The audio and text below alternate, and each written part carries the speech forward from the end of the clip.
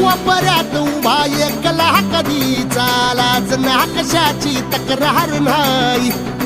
असं वाटतोय आहे खरं का सपान, सुखाच्या या सपनाला दार नाही.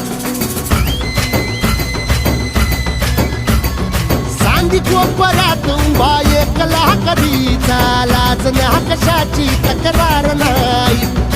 असं वाटतोय आहे खरं का सपान, सुखाच्या या